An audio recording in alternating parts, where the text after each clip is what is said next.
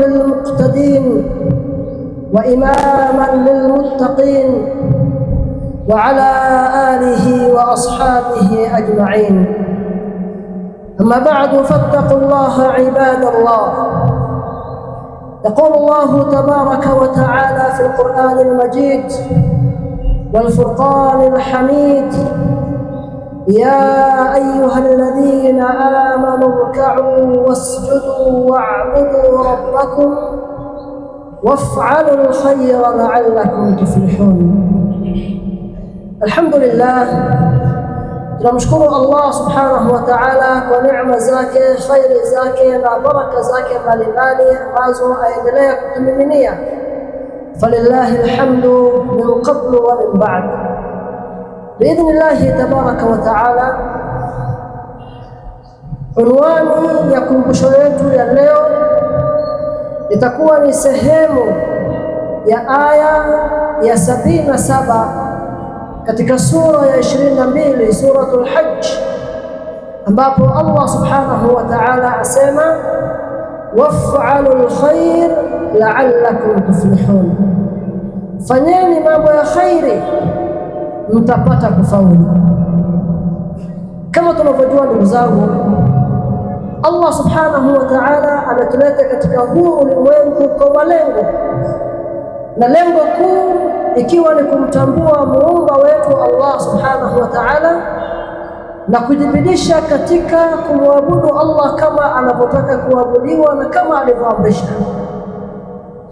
Allah subhanahu wa ta'ala akatushushia vitabu, akatutumia mitume ili kuweza kuturahisishia jambo hilo ambalo ametuumbia, na Allah subhanahu wa ta'ala akatuhimiza kufanya hivyo kupitia aya tofauti tofauti, ikiwemo aya hii ambayo tunaizungumzia leo, ambapo Allah subhanahu wa ta'ala asema ya ayyuhalladhina amanu ruk'u wasjudu wa'budu rabbakum waf'alul khayra la'allakum tuflihun. Enyi mlioamini, musali, na katika sala mrukuu na msujudu na mumwabudu Mola wenu kupitia aina tofauti tofauti za ibada. Waf'alul khair, nafanyeni, jibidisheni kufanya mambo ya khairi, na matokeo yake itakuwa ni la'allakum tuflihun, mtapata kufaulu hapa duniani na kesho mtakapokutana na Allah subhanahu wa ta'ala. Allah subhanahu wa ta'ala amewafungulia waja wake milango tofauti tofauti ya khairi, milango tofauti tofauti ya ibada. Ukiangalia ibada katika Uislamu, vitu alivyovilazimisha Allah na kuzifanya kuwa ni faradhi au ni wajib ni chache mno, lakini yale ya khairi, yale ya sunna, yale ya kujitolea, milango mingi mno ambayo Allah subhanahu wa ta'ala amefungua na kuyawacha wazi. Katika aya Allah subhanahu wa ta'ala anasema fastabiqul khairat aynama takunu ya'ti bikumullahu jami'an, basi shindaneni katika mambo ya khairi, shindaneni katika kufanya mazuri aliyowaonesha Allah subhanahu wa ta'ala. Hii ni kuonyesha ya kuwa mwanadamu anafaa kushindana na nafsi yake, anafaa yeye kujituma, kujibidisha, kutoa, kufanya, kuswali, kufanya istighfar na mengine ya khairi kwa ajili ya Allah subhanahu wa ta'ala, kwa sababu tuambiwa tushindane, lakini wakati huo huo tuambiwa amali zetu ziwe kati yetu na Mola wetu Allah subhanahu wa ta'ala. Kwa hivyo kule kushindana hatumuoneshi yoyote amali yetu isipokuwa tunamuonesha Mola wetu Allah subhanahu wa ta'ala. Na Allah anasema kuhusiana na mitume wake aliowatuma,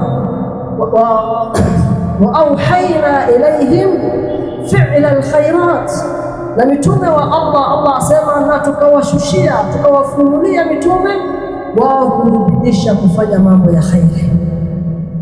Na katika hutuba yetu ya leo tutakumbushana baadhi ya mambo ambayo ni milango bora ya khairi, ni mambo mepesi mno, lakini wengi wetu mara nyingi huwa tumeghafilika nayo.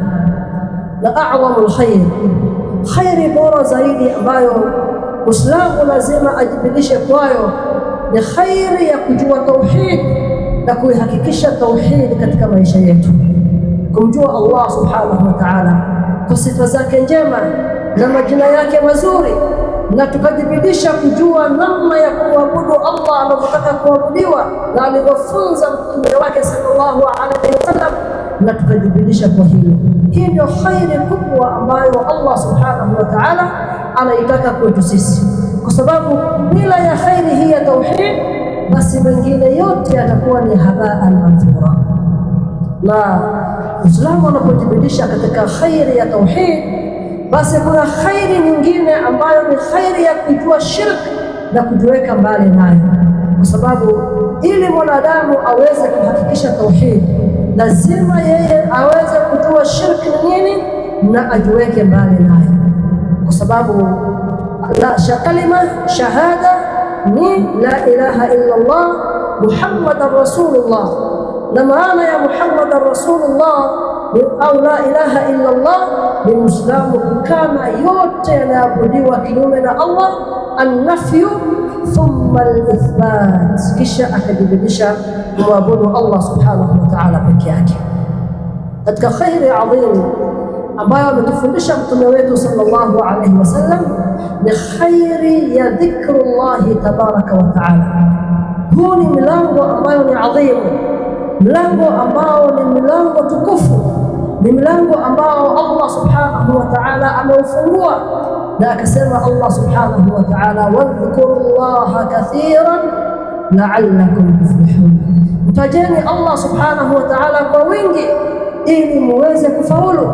Kwa hivyo moja katika milango ya khairi ambayo Allah ametupa, na mlango huu uko wazi 24/7, ni mlango wa kumkumbuka na kumtaja Allah subhanahu wa ta'ala kupitia dhikri tofauti tofauti, kama alivyosema Mtume sallallahu alayhi wasallam, kullu tasbihatin sadaqah wa kullu tahmidatin sadaqah wa kullu tahlilatin sadaqah wa kullu takbiratin sadaqah wa amrun bil ma'ruf sadaqah wa nahyun 'anil munkari sadaqah. Mtume asema sallallahu alayhi wasallam ya kuwa tasbiha moja unaposema subhanallah, hiyo ni sadaqa, umetoa thawabu yake kiwango chake ajuayo ni Allah subhanahu wa ta'ala peke yake. Tahmida, kusema alhamdulillah, kusema la ilaha illa Allah, kusema Allahu akbar, kuamrisha mema, kukataza maovu, yote haya ni katika sadaqa ambayo ni milango ya khairi Muislamu ako nayo kila wakati.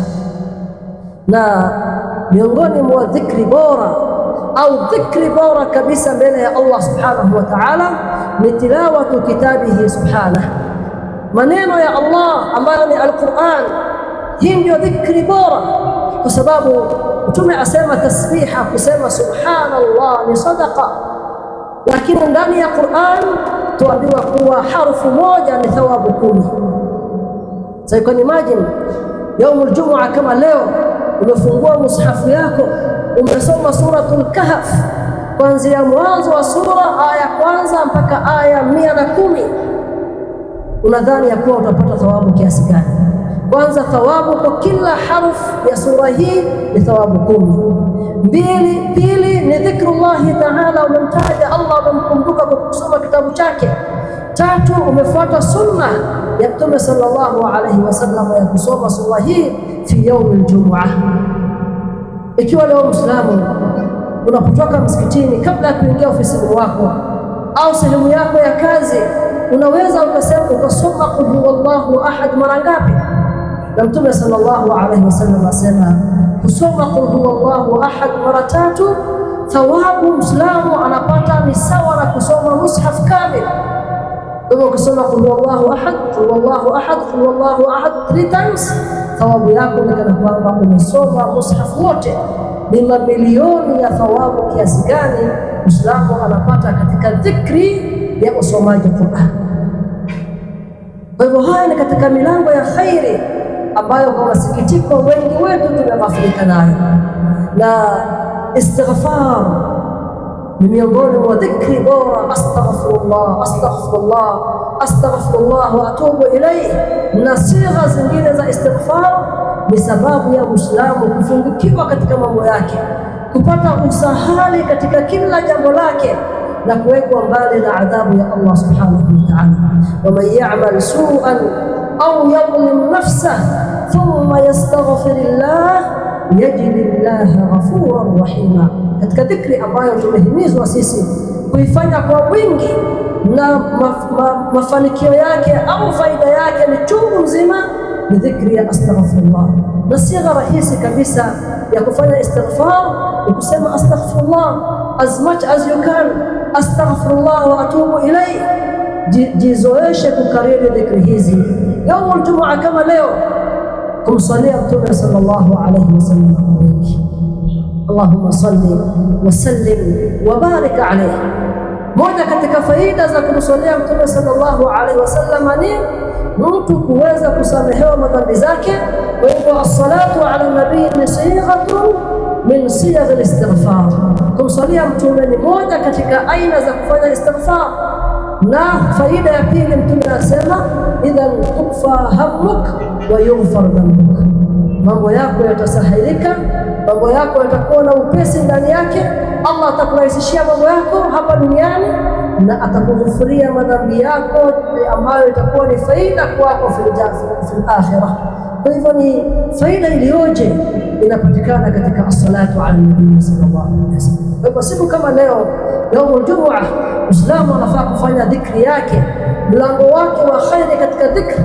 Baada ya kufanya zile adhkar ambazo ni za daily adhkar, shikamana na dhikra as-salatu ala nabii.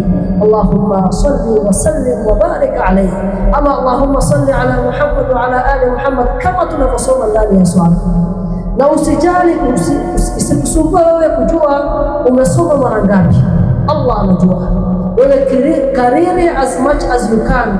Unafanya shughuli zako, watembea uko ndani ya matatu, kariri Allahumma salli wa sallim wa barik alayhi.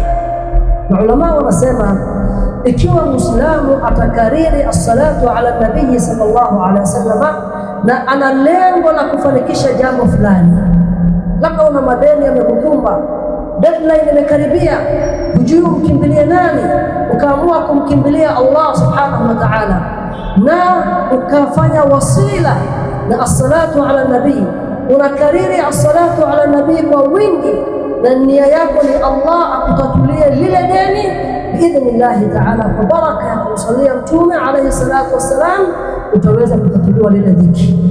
Una ugonjwa umekusumbua au jambo fulani la kukera maishani, kariri as-salatu ala nabii kwa wingi, hasa yaumul Jumaa, ukiwa na nia Allah akutatulie hilo tatizo, na biidhnillahi ta'ala litaweza kutatuka. Kwa hivyo moja katika faida za istighfar na kumsalia Mtume ni sehemu ya istighfar.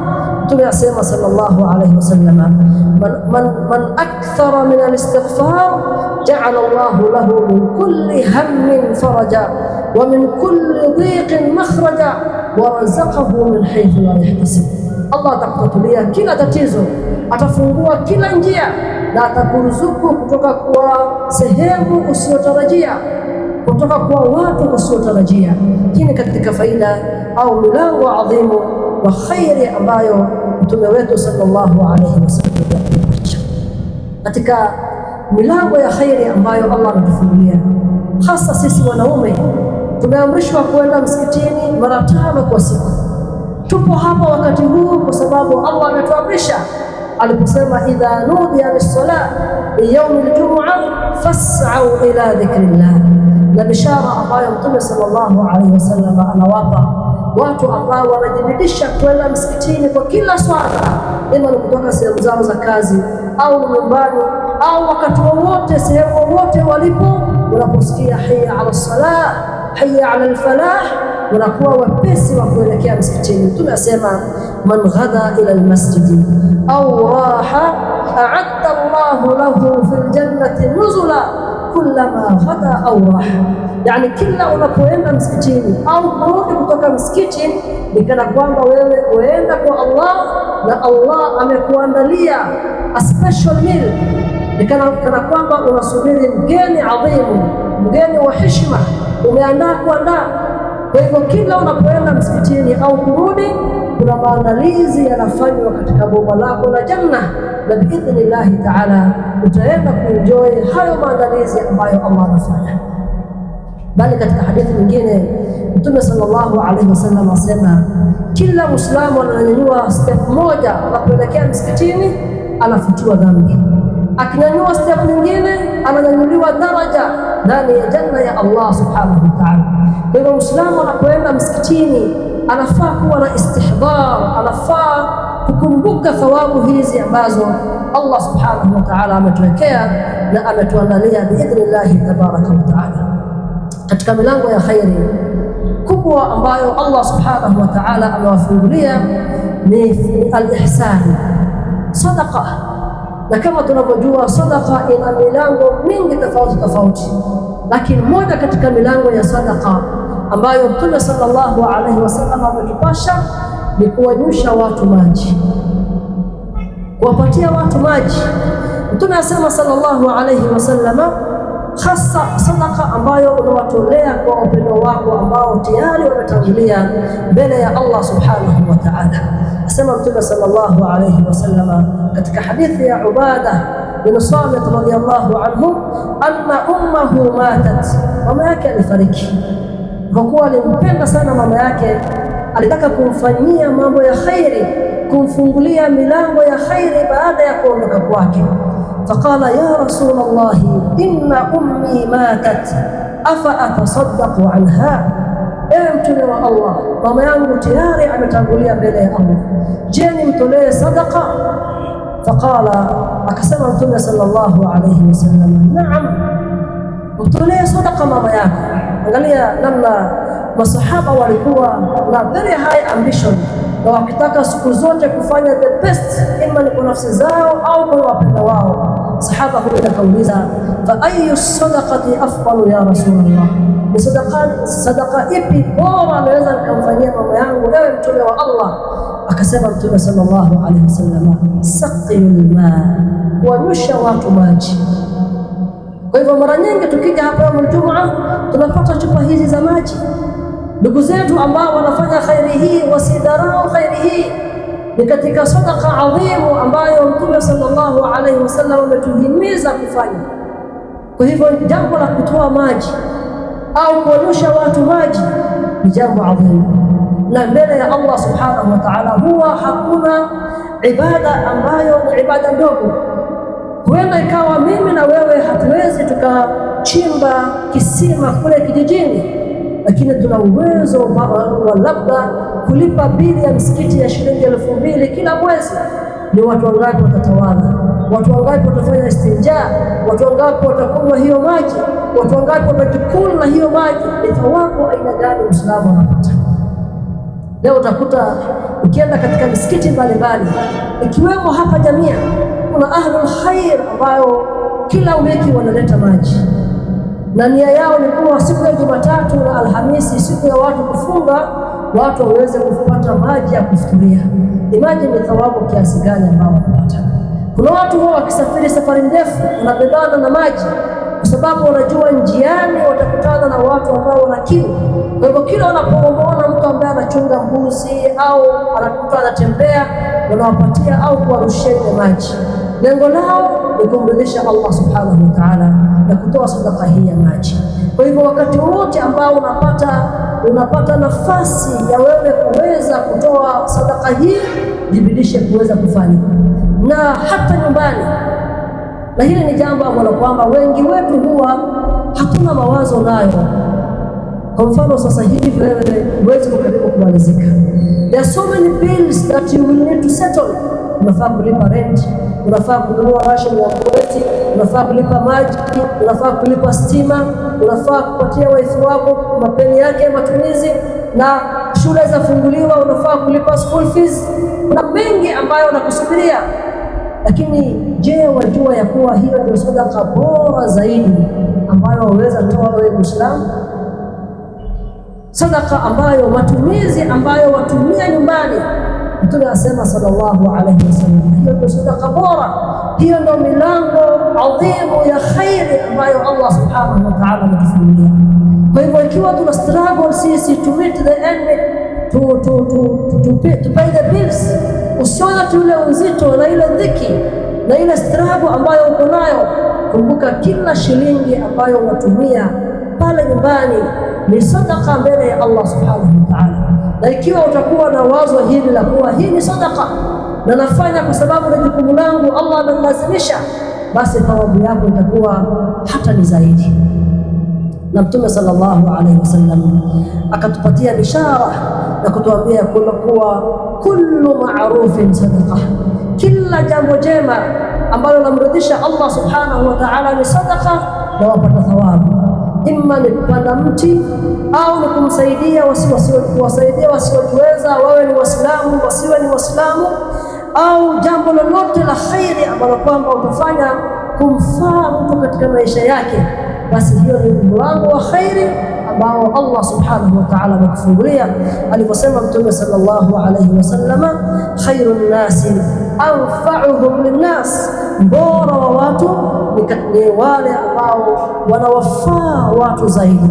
Bali unapokutana na ndugu zako, unapokutana na watu njiani, unapokutana na customers wako, unapokutana na ndugu zako msikitini, barabarani, ukamsmailia Muislamu au mwanadamu, kule kutabasamu kwako ni ibada, ni mlango wa khairi Allah subhanahu wa ta'ala amekufungulia. Kwa hivyo tujizoeshe sisi kutabasamu. Unapokuwa unatembea njiani, usiwe mbinafsi. Unakutana na Muislamu ni kana kwamba hakuna kinachounganisha baina yenu, unakutana papo, na wakati mwingine hata mwenzako anakutolea salamu, ana uhakika kama umejibu ile salamu au haujajibu. Jizoeshe wewe kutoa salamu kwa Waislamu, jizoeshe kutabasamu kila wakati, kwa sababu ni mlango wa khairi ambayo Allah subhanahu wa ta'ala ametufungulia, na tuwafaa kutumia mlango huu wa khairi subhanahu wa ta'ala. Bali katika mlango wa khairi ambao inaleta baraka ni sisi kuwa wazuri zaidi katika familia yetu, kuanzia wakati unapoingia nyumbani. Mtume anakusema sallallahu alayhi wasallam, idha dakhalta ala ahlika fasallim, unapoingia nyumbani mwako kwa familia yako toa salamu, assalamu alaykum yakun barakatun alayk wa ala ahli baitik. Inakuwa ni baraka kwako wewe na inakuwa ni baraka kwa watu wa nyumba yako. So imagine nyumba ambazo kwamba watu wanafuata sunna za Mtume sallallahu alaihi wasallam. Watu wakiingia ni assalamu alaikum, wakitoka ni assalamu alaikum, wakila ni bismillah, wakati wa sala wanaosali nyumbani wanaswali, wanaosali msikitini wanaswali. TV hakuna mziki, ni Qur'an na mambo ya khairi. Nyumba ambayo ina baraka, nyumba ambayo ina uwiano, nyumba ambayo ina umoja, nyumba ambayo itakuwa na khairi kwa wenye nyumba na wanaokuja katika siku za usoni. Lakini leo nyumba nyingi za Waislamu watu wanapata matatizo na dhiki kwa sababu tumekosa kufuata zile sunna za Mtume sallallahu alaihi wasallam, na zile sababu ambazo ni sababu za kuleta baraka na khairi, milango ya khairi ambayo Mtume sallallahu alaihi wasallam ameweka katika majumba yetu. Kwa hivyo ndugu zangu, milango ya khairi ni nyingi mno na hatuwezi tukayajumuisha katika khutba moja kama hii, lakini wasia wa Allah subhanahu wa ta'ala ni wa fi dhalika falyatanafasil mutanafisun. Katika milango hiyo mingi ya khairi ambayo Allah subhanahu wa ta'ala ametufungulia, tunatakiwa sisi kuweza kushindana, kujibidisha na kujituma ili kumridhisha Allah subhanahu wa ta'ala na kuweza kufaulu hapa duniani na zaidi kesho akhira kukutana na Allah subhanahu wa ta'ala. Tunamwomba Allah subhanahu wa ta'ala atupatie tawfiq. Barakallahu li wa lakum fi al-Qur'an al-azim wa nafa'ani wa iyyakum min al-ayati wal mawa'id wal dhikr al-hakim. أقول قولي هذا وأستغفر الله لي ولكم ولسائر المؤمنين والمؤمنات فاستغفروه إنه هو الغفور الرحيم وهو البر الكريم.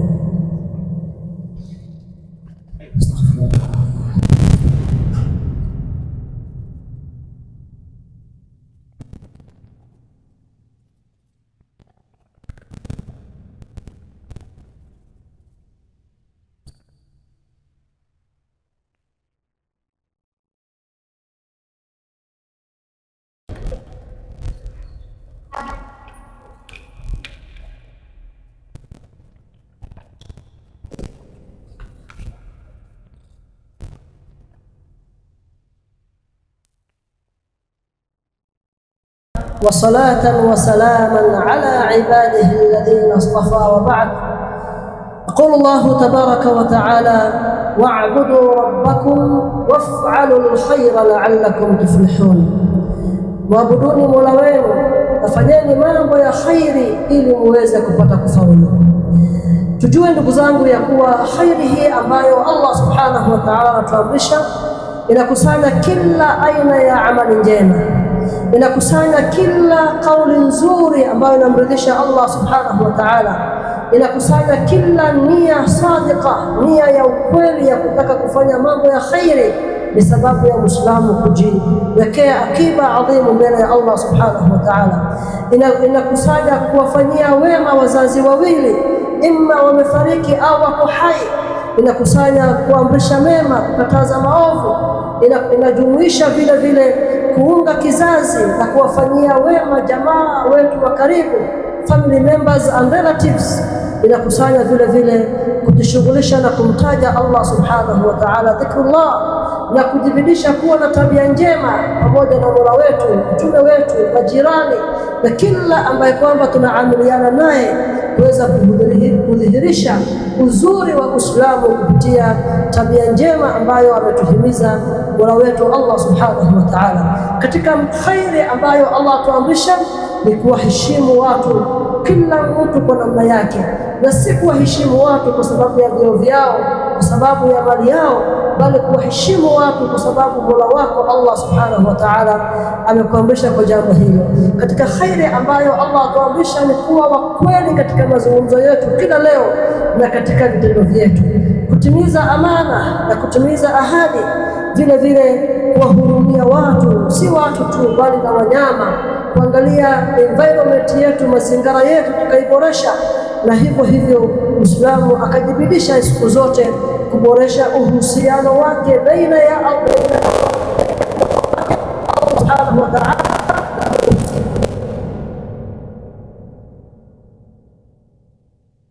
Wakati bora kabisa ya kuweza kufanikisha hayo ni katika miezi ambayo tuko ndani yake. Kama tunavyojua, tupo katika miezi mitukufu, tupo katika ashhurul hurum, miezi ambayo Allah subhanahu wa ta'ala ameyapa hadhi na cheo ndani ya kitabu chake. Allah subhanahu wa ta'ala akatuambia miezi ya miaka mzima ni miezi 12, na kati ya miezi hii 12 minha arba'atun hurum, kati ya miezi hii kuna miezi minne ambayo ni mitukufu, na Mtume sallallahu alaihi wasallam akayataja kwa majina, akatuambia ni mwezi wa Muharram, mwezi wa Rajab, na mwezi wa Dhulqa'da ambayo tuko ndani sasa, na mwezi wa Dhulhajj ambayo itafuata biidhnillahi ta'ala. Katika miezi hii Allah subhanahu wa ta'ala ametupatia wasia ya kufanya mambo ya khairi tuwezavyo. Allah akasema, fala tadhlimu fihinna anfusakum, jibidisheni msidhulumu nafsi zenu ndani ya miezi hii mitukufu. Na kudhulumu nafsi maana yake ni mtu kufanya mambo aliyoharamisha Allah subhanahu wa ta'ala, au kutofanya yale ambayo Allah subhanahu wa ta'ala ameyaamrisha. Kwa hivyo katika miezi hii mitukufu, Dhulqa'da, Dhulhijja na Muharram, 3 consecutive months, tunafaa kuwa makini zaidi na maisha yetu, tunafaa kuwa makini zaidi na ibada zetu, tukajibidisha sisi kuyafanya kikamilifu zaidi kama alivyoamrisha Allah na kufunza mtume wa Allah sallallahu alaihi wasallam. Tunafaa sisi kuwa makini zaidi na makatazo ya Allah subhanahu wa ta'ala, tuweze kujiweka mbali nayo zaidi. Kwa hivyo leo sisi tunapoishi katika miezi hii, lazima tuwe makini katika miamala yetu. Ikiwa wewe ni mfanya biashara, kuwa makini zaidi katika biashara yako.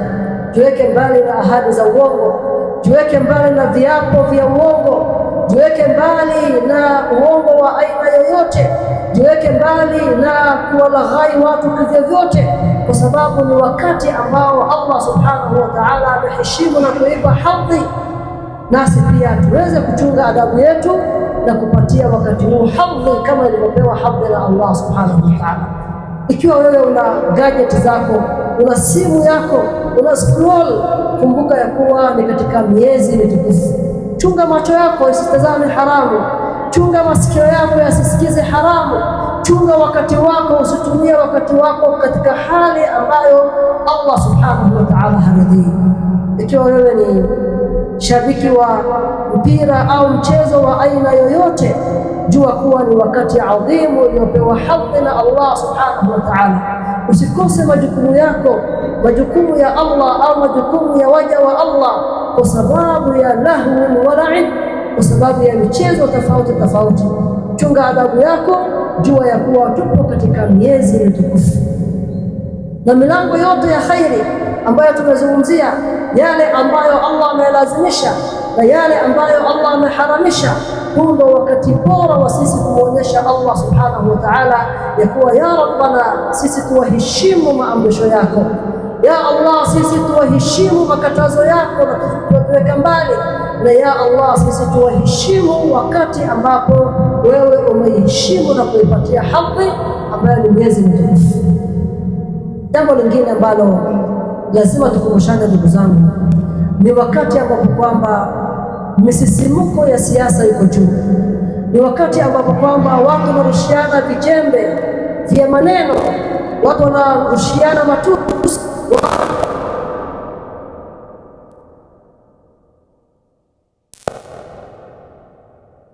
Ajue ya kuwa hakuna wakati ambapo Uislamu na kuruhusu wewe kumsengenya au kumtaja kwa ubaya mwanasiasa au kumshtumu kwa mambo ambayo kwamba hauna uhakika nayo, au kuwapaka matope grupi hii kwa sababu una support grupi nyingine. Kuna mengi ambayo watu wanafanya katika social media, kuna mengi ambayo watu wanasema. Uislamu lazima ajue mipaka yake. Uislamu lazima ajue ya kuwa ma yalfidhu min qawlin illa ladayhi raqibun atid. Kila tunachokifanya, kila tunachokisema, kila tunachokiandika, kila tunachokitazama, yote yanarekodiwa na tutayapata mbele ya Allah subhanahu wa ta'ala. Kwa hivyo usipite mipaka ya dini yako kwa sababu ya siasa. Usipite mipaka ya dini yako kwa sababu ya ushabiki wa grupu moja au nyingine. Tujue ya kuwa we are accountable before Allah subhanahu wa ta'ala, na iko siku tutasimamishwa mbele ya Allah subhanahu wa ta'ala. Kwa hivyo tuchunge maandishi yetu, tuchunge dini zetu, tuchunge imani zetu, na tujue ya kuwa sisi ni Waislamu, na maana ya Uislamu ni mtu kujisalimisha kwa Allah subhanahu wa ta'ala siku zote, akajibidiisha lile ambalo kwamba ni la khairi kufanya, au kusema lile ambalo ni la khairi, na yale ambayo hayamuongezei any value katika dunia yake wala akhira yake ajiweke mbali nayo. Yaqulu Allahu tabaraka wa